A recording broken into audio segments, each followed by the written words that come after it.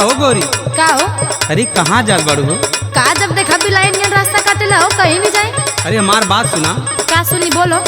विद्या जी के किरिया हो गंगा जी के किरिया,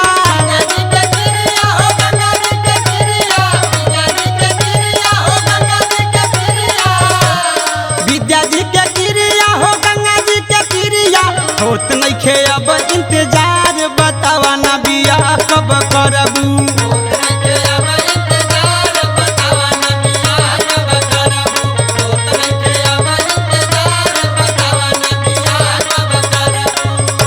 अच्छा तो ये बात है। हाँ तो हमार सुनो। सुनाओ।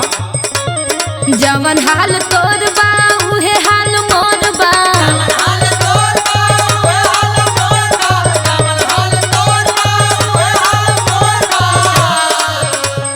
जवन हाल तोर बा उहे हाल मोर बा, मन में बा दुई गो सवाल, जवाब दा बियाह तब होई।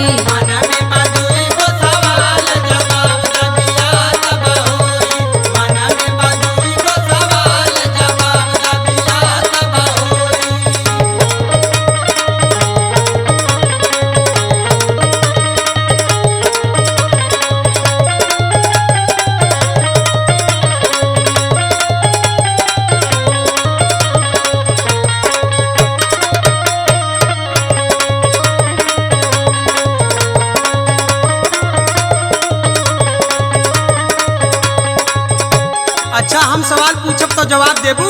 अरे तो सवाल और पूछब कैसन तुम्हारा से पूछता रहो। सुना। हाँ बोलो। हाली हाली गोरी हो सवाल अपन बोला, हाली हाली गोरी हो सवाल अपन बोला, हाली हाली गोरी हो सवाल अपन बोला। हाँ तो हमार सवाल सुनल चाहता ना तो सुनो। हाँ हाँ सुनावा। ज्यादा चिकन जी के भाग कवन होला,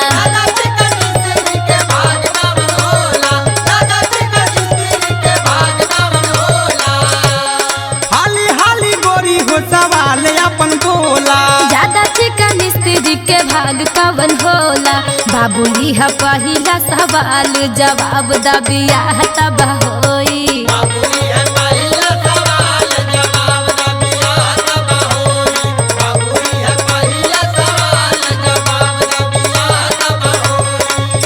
अरे ये तो हमारे दिमाग में फीड हो गई हो। अच्छा सुना। बोलो। नीचे वाला भाग चिकन स्त्री के होला,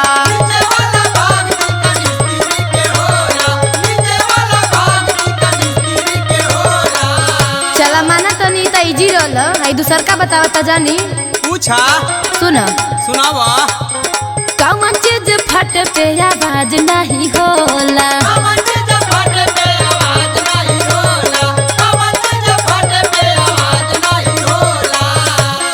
नीचे वाला भाग चिकन स्त्री के होला, कौन चीज फट पे आवाज नहीं होला, बाबू यह दूसरा सवाल, जवाब दा बियाह तब होई।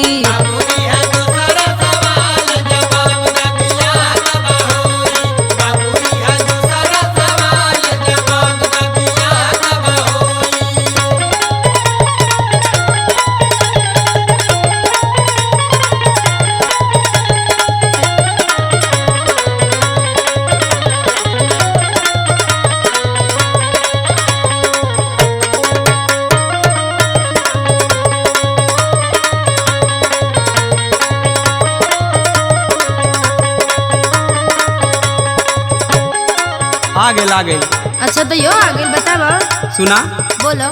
फटेला जो दूधवा आवाज नहीं होला, फटेला जो दूधवा आवाज नहीं होला, फटेला जो दूधवा आवाज नहीं होला। कहो तू तक कुल बता देला हो। और का? सुना हमार बात। बोला। जीत लिहा दिलावा विचार लगे बोला,